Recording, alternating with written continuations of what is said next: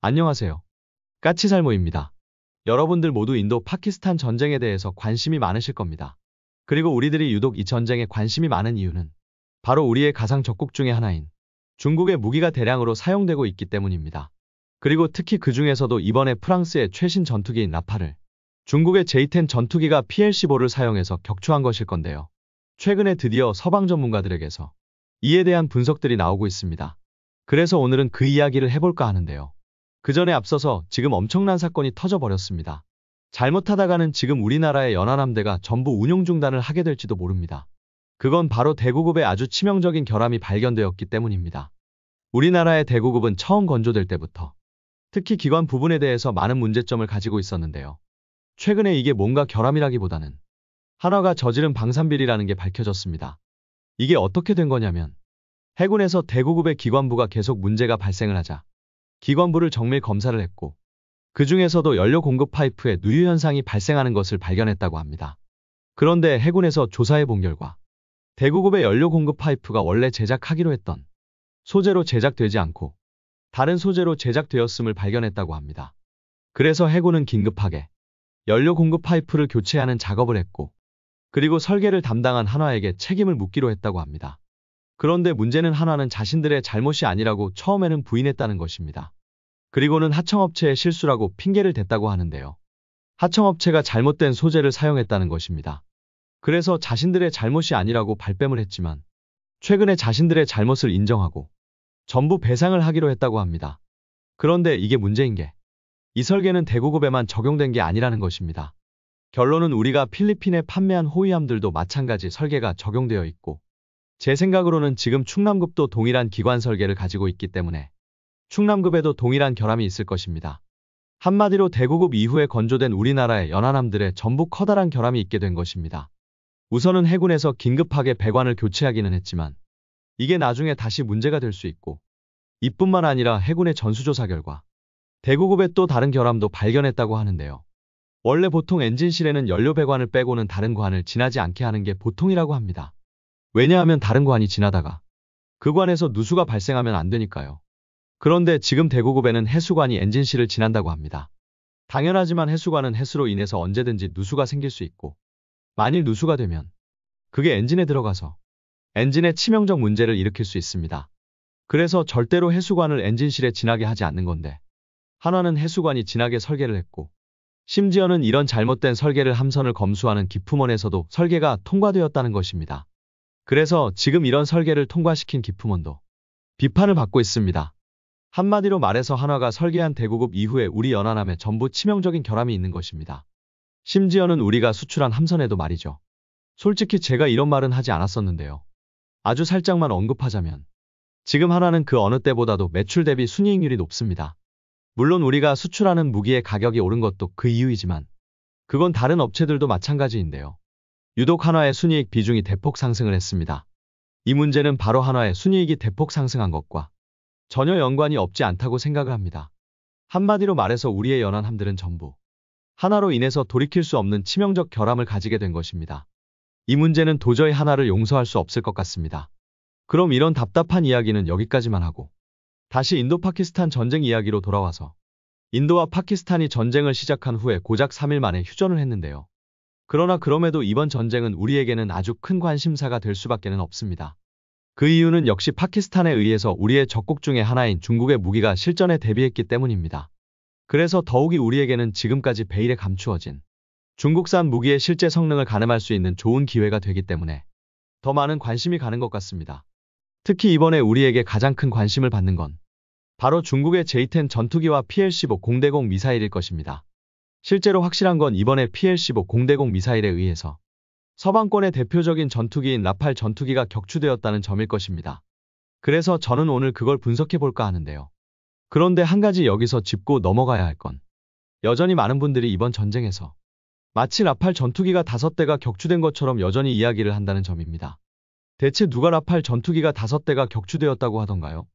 지금 인도 공군의 전투기 5대가 격추되었다는 건 파키스탄의 일방적인 주장에 불과하고 그리고 파키스탄의 주장에서도 라팔은 3대이고 나머지 2대는 수호이 30과 미그 29라고 이야기하고 있을 뿐입니다. 거기다가 실제로 지금 현재 확인된 라팔 전투기의 격추 숫자는 한 대입니다. 5대가 아니라 한 대요. 한 대의 라팔이 격추된 건 프랑스의 라팔 제조사인 다소사에 의해서도 확인되었고 미국에서도 확인되었습니다. 대체 왜 아직도 라팔 전투기 5대가 격추되었다는 말도 안 되는 이야기를 하는 건지 전혀 이해가 안 됩니다. 지금까지의 전황은 솔직히 인도 측에서 많은 부분을 공개하고 있지 않아서 확실하게 드러난 부분이 상당히 적습니다. 당장 중국에 의해서 파키스탄에게 공급된 SH-15 차륜형 자주포를 파키스탄군이 사용했음을 밝히고 있지만 정작 우리가 궁금해하는 인도군의 K9 자주포의 활약 상황도 지금 확인되는 게 없습니다. 그래서 라팔 전투기가 5대가 격추되었다는 건 말도 안 되는 헛소리이고요. 다만 확실한 건 그래도 중국 무기에 의해서 서방권 최신 전투기가 못해도 한 대는 격추되었다는 것으로 이제 슬슬 이것에 대한 분석들이 나오고 있어서 그래서 저도 그걸 바탕으로 어떻게 격추된 건지 분석해보고자 합니다. 저는 저번 영상에서 분명히 이번에 동원된 라팔 전투기의 장거리 공대공 미사일은 미티어이고 그래서 당연히 미티어가 사용되었을 것이라고 했는데요. 지금 정황상 미티어는 이번 전투에 사용된 흔적이 없습니다. 우선 만일 인도군이 미티어 미사일을 발사했다면 그 파편이 파키스탄 지역에 떨어졌을 것이고 그럼 당연히 파키스탄 측에서 그걸 공개했을 텐데 지금 미티어의 파편이 공개된 적은 단 한 번도 없습니다. 다만 추락한 라팔 전투기의 잔해에서 탑재되어 있는 상태로 미카 미사일이 확인될 뿐입니다. 그리고 그에 반해서 인도 측에서는 벌써 2발의 PL-15 미사일을 공개했고 특히 주목이 되고 있는 건 두 번째 공개한 PL-15 미사일입니다. 두 번째 공개된 PL-15는 상당히 온전한 상태로 발견이 되었고 보통 공대공 미사일이 적을 공격하게 되면 만일 적을 명중하지 못하면 공중에서 자폭을 하게 되는데 이번에 발견된 PL-15는 자폭을 하지 않은 것으로 보입니다. 한마디로 미사일에 결함이 있었던 것입니다.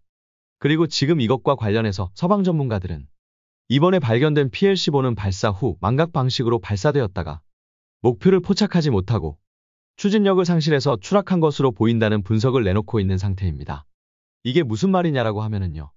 암남이나 PL-15 같은 미사일은 능동 레이더 시커 방식의 미사일입니다. 한마디로 말해서 과거 스페로우 미사일이 반능동 레이더 시커라고 해서 전투기가 발사하는 레이더 신호를 미사일이 수신만 하고 그걸 추적하는 것에 반해서 능동 레이더 미사일은 미사일에서 레이더 신호를 발사하고 수신도 미사일이 해서 목표를 공격하는 형태의 무기로 그래서 굳이 전투기가 레이더를 계속 목표물에 비추지 않아도 목표물을 명중할 수 있는 미사일입니다. 그래서 이런 능동 레이더 시커 미사일들은 아예 전투기가 미사일을 발사하고 돌아가 버리는 발사 후 망각 방식으로도 미사일을 발사할 수 있습니다. 그러나 문제는 그리하면 미사일의 명중률이 대폭 떨어진다는 점이 문제죠. 그래서 보통 일반적으로 이런 미사일들에는 데이터 링크가 탑재됩니다. 여기서 알아야 하는 건 전투기가 공대공 미사일을 유도하기 위해서 사용하는 데이터 링크의 형태입니다. 보통 전투기는 미사일을 유도하는 데이터 링크로 전투기의 레이더를 사용합니다. 쉽게 이야기해서 전투기의 레이더도 적을 찾기 위해서는 레이더파를 발사해야 하고 그래서 전투기는 발사한 미사일을 유도하기 위해서 이 레이더파를 데이터 링크로 사용하는 것입니다. 그래서 아무리 능동 레이더 유도 방식의 미사일이라고 해도 명중률을 높이기 위해서는 미사일을 발사한 후에도 레이더를 미사일 방향으로 하고 계속 데이터 링크를 연결해서 미사일을 유도해줘야 합니다.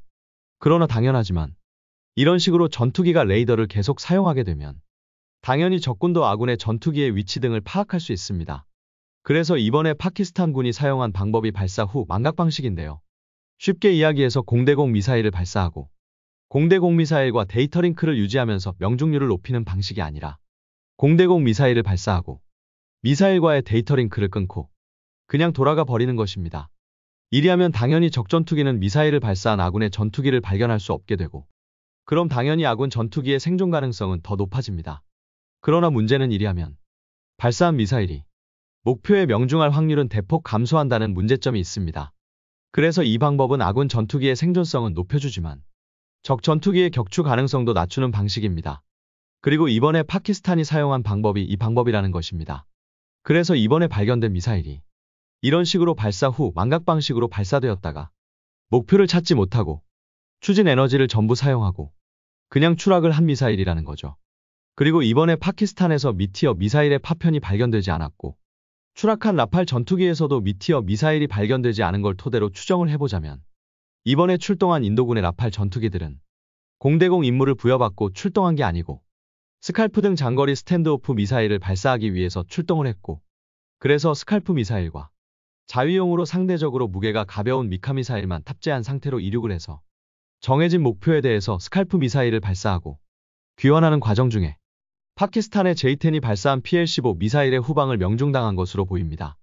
그렇기 때문에 인도군의 라팔은 미티어가 없었고 그래서 장거리 공중전에 대한 대응 능력이 없는 상태였기 때문에 당연히 사거리가 짧은 미카 미사일로는 대응이 안 되고 그래서 파키스탄 현지에서 라팔에서 발사한 미카 미사일이나 미티어 미사일의 파편이 확인되지 않는 거라고 봅니다. 한마디로 말해서 이번 전투에서 인도 공군의 라팔 전투기는 제대로 된 공중전을 수행하지는 않았을 것입니다. 그리고 이번에 J-10이 라팔을 격추한 건 완전히 운이 좋아서라는 것입니다. 발사 후 망각 방식으로 발사한 장거리 공대공 미사일이 실제로 목표에 명중한 건 정말 운이 좋았던 것입니다.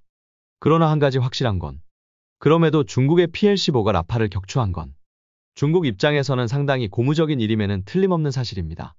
당연히 라팔에도 내장형 전자전 장비가 탑재되어 있고 당연히 그래서 라팔은 내장형 전자전 장비를 가동하고 있었을 것입니다.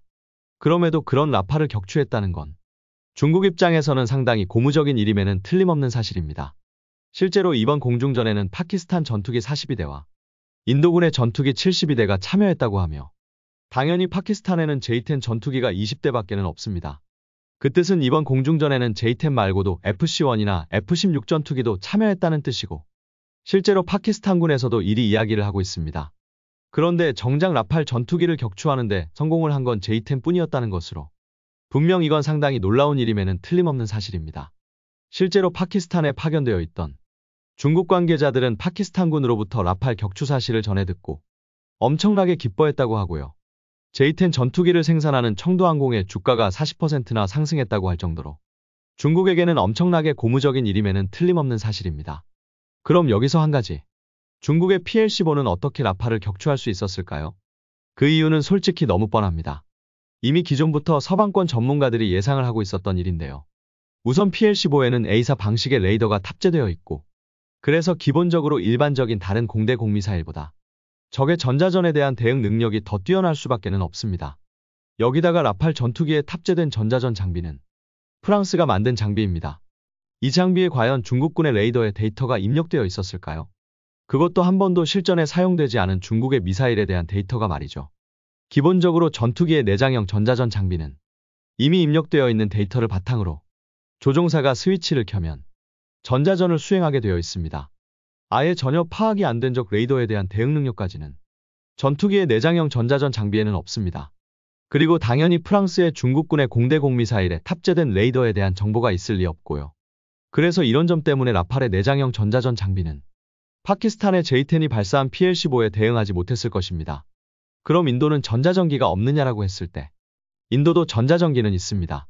그러나 이번 전투에 인도가 전자전기를 동원했다는 이야기는 전혀 없고 아마 인도가 전자전기를 동원했다고 해도 주로 전자전기는 파키스탄의 HQ-9 등의 지대공 미사일의 대공 레이더를 교란하기 위해서 노력하고 있었겠죠. 물론 그나마도 파키스탄의 HQ-9을 교란하지는 못한 것으로 보이고요. 실제로 인도군의 작전 형태를 보면 그 후로 주로 파키스탄군의 레이더를 공격하는 데 많은 노력을 기울였다고 하는 걸 보니 인도군의 전자전 능력에 문제가 있어 보입니다. 아니 어쩌면 인도군은 자신들의 전자전기를 적 레이더의 위치를 파악하는 데 주로 사용했을 수도 있습니다. 그래서 인도가 파키스탄의 J-10에서 발사한 PL-15를 교란하지 못한 거라고 봅니다. 한마디로 공대 공미사일을 교란하는 임무는 주로 전투기에 탑재된 외장형 포드나 내장형 전자전 장비로 하는 건데 라팔 전투기의 내장형 전자전 장비가 PL-15를 교란하는데 실패한 거라고 봅니다. 그러나 이번 전쟁으로 인해서 단 한 번도 실체를 드러내지 않았던 중국의 PL-15가 거의 온전하게 인도군에 의해서 확보되었다는 점입니다. 기존의 암남 미사일이나 러시아의 미사일들이 적의 전자전에 취약했던 이유는 이 미사일들이 너무 많은 나라에 수출되었고 너무 자주 사용되었기 때문입니다. 그에 반해서 PL-15는 지금까지 단 한 번도 실전에서 사용된 적이 없고요. 그렇기에 이번에 PL-15가 라팔에 통한 건데요. 아마 이번에 인도가 확보한 추락한 PL-15로 인해서 PL-15의 많은 부분이 확인될 것입니다. 그래서 다음번 전쟁에서도 PL-15가 통할 거라는 보장은 이제 없게 되었습니다. 그러나 그럼에도 확실한 건 이번에 PL-15는 많은 사람들에게 아주 깊은 인상을 심어주었다는 점이고 그래서 과연 우리나라도 PL-15와 같은 미사일을 만들 수 있을 것이냐라고 했을 때 우선 우리나라에는 PL-15를 만들기 위한 기술 중에 한 가지가 아직 없습니다. 기본적으로 우리는 이미 KA-밴드 질화갈륨 A사 레이더 시커를 이미 개발했고, 지금 이 레이더 시커를 LAMD에 사용하려 하고 있기 때문에 PL-15에 탑재된 A사 방식의 레이더 시커와 동등한 그 이상의 시커 기술은 이미 확보한 상태입니다. 그리고 PL-15는 이중 펄스 로켓이 사용되었고, 그래서 사거리 150km가 넘는 아주 긴 사거리를 가지는데요. 우리도 이미 LSAM 항공기 요격 미사일에 이중 펄스 로켓을 사용하고 있고, 그래서 이 기술도 있습니다. 다만 우리에게 없는 기술은 바로 공대공 미사일용 장거리 데이터 링크 기술입니다. 현재 우리는 단거리 공대공 미사일을 개발하고 있고, 요즘은 단거리 공대공 미사일에도 데이터 링크가 들어갑니다. 그래서 우리는 단거리 공대공 미사일을 위한 데이터 링크를 개발하고 있는데요. 문제는 우리가 개발하고 있는 데이터 링크는 단거리 공대공 미사일용이고, 그래서 도달 범위가 대략 50km에 불과합니다. 아직은 우리는 사거리 100km 이상의 장거리 공대공 미사일용 데이터 링크는 없습니다. 그래서 우리가 PL-15와 동등한 성능의 미사일을 개발함에 있어서 부족한 부분은 이 부분인데요. 그러나 이건 어디까지나 우리가 기술력이 부족해서 개발을 못했다기보다는 지금까지는 우리가 필요가 없어서 개발을 하지 않은 것이기 때문에 우리가 개발하려고 한다면 아주 빠른 시간 안에 개발이 가능할 것입니다. 혹시 LSAM용 미사일용 데이터 링크가 있다고 이야기하실 분이 있을 것 같아서 이야기하는데요. LSAM용 미사일에 사용하는 데이터 링크와 장거리 공대공 미사일에 사용하는 데이터 링크는 그 구조가 다릅니다. 장거리 공대공 미사일용 데이터 링크는 전투기의 레이더를 데이터 링크로 사용하는 방식이라 지상의 지대공 미사일의 데이터 링크와는 다릅니다. 아무튼 그래서 우리는 중국의 PL-15에 사용되는 핵심 기술은 거의 대부분 가지고 있다고 할 수 있고, 그래서 마음만 먹으면 아주 빠른 시간에 PL-15와 동등한 미사일을 개발할 수 있을 것입니다. 실제로 우리나라 전문가분들도 우리나라는 암남급 미사일은 3년이면 개발할 수 있고, PL-15보다 더 뛰어난 미국이 새로 도입하는 AIM-260급 미사일은 7년이면 개발할 수 있다고 하고 있습니다. 그럼에도 여전히 우리나라가 제대로 된 공대공 미사일이 없는 이유는 역시 우리 국방과학연구소가 우리가 개발하는 공대공 미사일에 덕티드 램제트 방식을 고집하고 있어서입니다. 그래서 우리는 앞으로도 못해도 15년 이상은 장거리 공대공 미사일의 개발을 끝내지 못할 것입니다. 그래서 제가 이것과 관련해서 염가형 공대공 미사일을 개발해야 한다고 수도 없이 이야기하고 있는 것이고요. 솔직히 PL-15 같은 미사일에 측추력 장치만 달아주면 미티어 못지않은 엄청난 공격력의 미사일이 탄생할 수 있다고 생각을 하고, 그래서 그런 식으로 개발된 미사일이 미국의 AIM-260입니다. 그리고 우리는 이런 미사일을 7년 안에 만들 수 있는 충분한 기술력을 가지고 있고요.